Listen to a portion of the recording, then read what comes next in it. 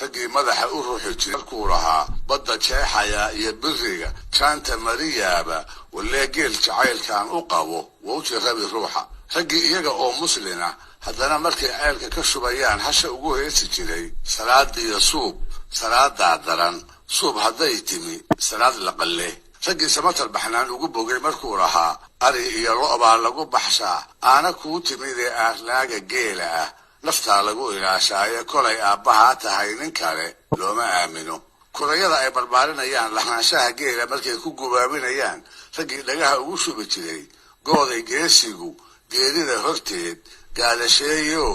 geella wuxuu yidhi shayb waalan iyo wiil yar baa shaac idiin naqa shan haddaan ka helay maalintii shaaxin sidigteeda caanaha haruubkaan shaqladay sheema laga buuxshay shukraan noqo shaxaan dhigto iyo shalaqsab mooyaane shaki bay iga galay awgayow inaan shaqeeyaye sharad bay mareen awgayow shanaan u weynaaye ninkaan shiriyo heemaan lahayn sharaf ka dheeraaye karuur shawle caanaha shamaal looma soo shubo